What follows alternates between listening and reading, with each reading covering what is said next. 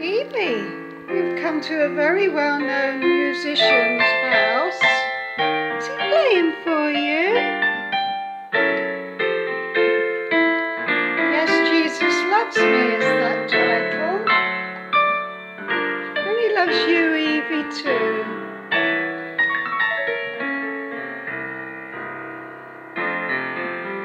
She's after a treat. What do you want? She's been spoilt here today. Good girl. This is Martyn Thomas. Hello, Martyn. Hi. Thank you for your hospitality.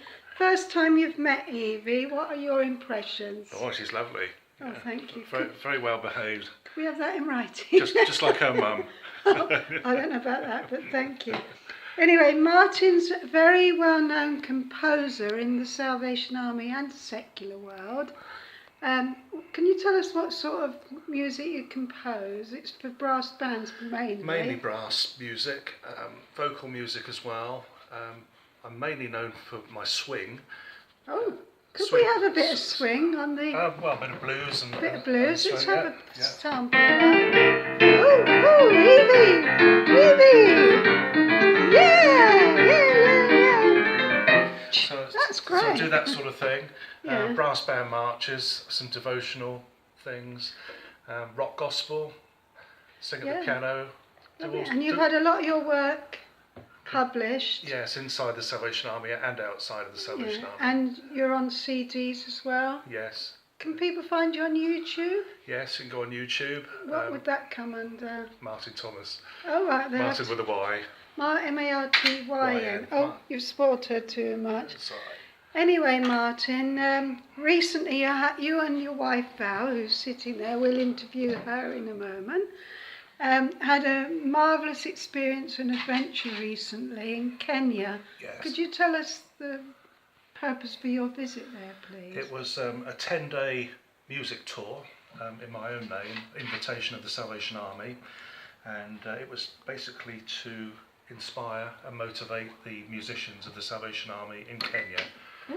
They are they particularly like composers.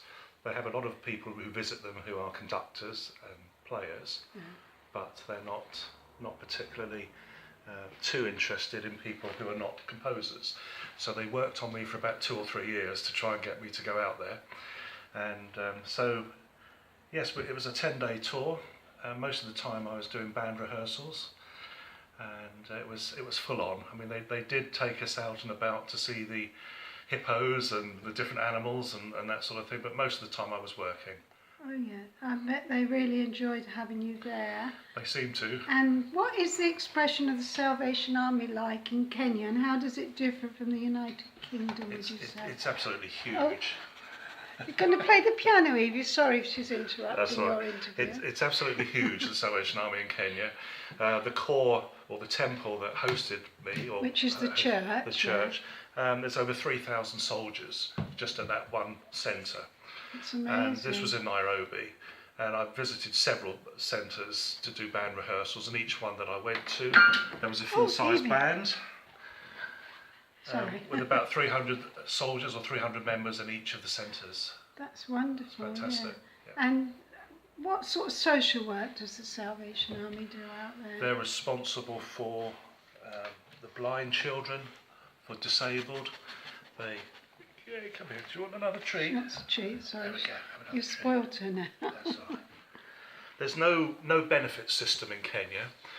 So what they do, the government tend to sponsor institutions, and the Salvation Army is well funded by the government. But there's millions of people out in Kenya, but they can only do so much. So you find that there's a lot of orphans, there's a lot of people living on the streets. It's very sad. Did you see that? Yes, it's one of these heartbreaking. situations where a lot of people have money, and there's a lot of people who don't have money. There's not a lot in between. It's like the contrast. Yeah. Very, very. A bit like Brazil and other countries like that. And the Salvation Army is very prolific. Salvation Army is too. prolific. It's very highly thought of. When we went on the march on the Sunday morning, it was incredible.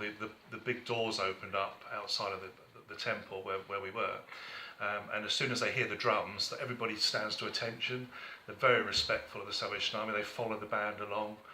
and there's literally hundreds of people following the army there. Yeah, well, that was a wonderful experience, and Yeah. I'm sure you inspired many.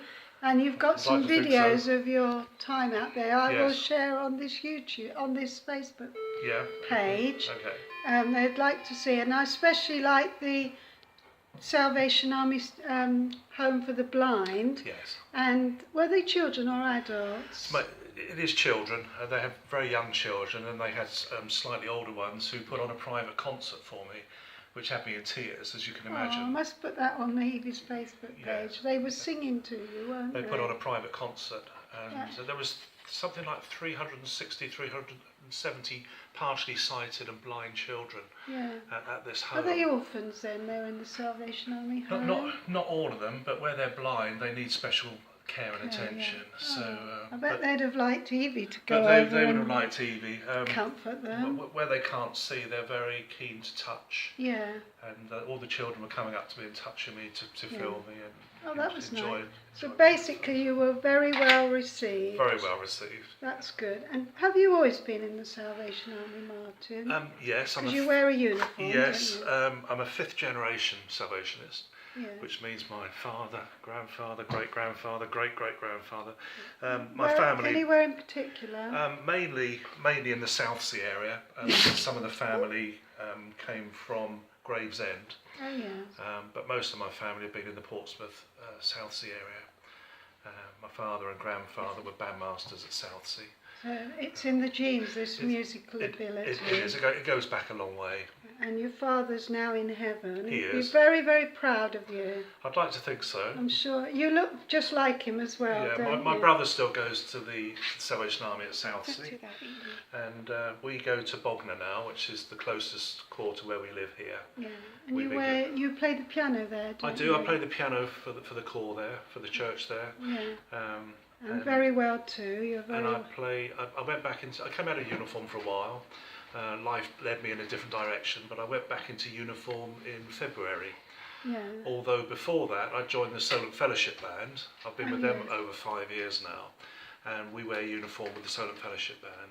But through joining the Fellowship Band, it led to me coming back into full uniform. And we're so glad you did. And of course, when you came back from Kenya, you then had a very short break and you went off somewhere Went to else. Finland. Oh no! Yes.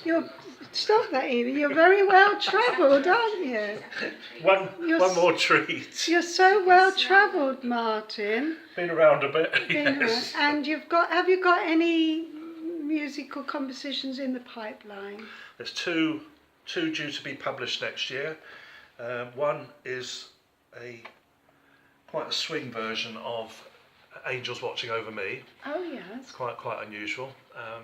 It's called Angelic Presence, that sounds good. and a bass trombone solo called Joshua, and that's based on the tune Joshua Fit the Battle of Jericho. Oh, lovely. So they're the two I know about being published by the Salvation Army next year. Oh, well, we look forward to those.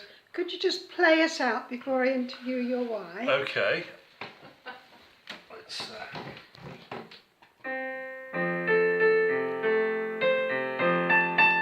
While you're playing, can you tell us the title? I'll not turn back.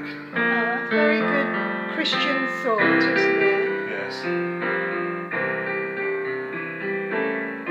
Well, thank you for the interview and thank you for using your talents for the Lord Pleasure. and the Salvation Army and lots of other people. And God bless you, Martyn. Thank you, Alexandra. And thank you for making Evie a fuss of her.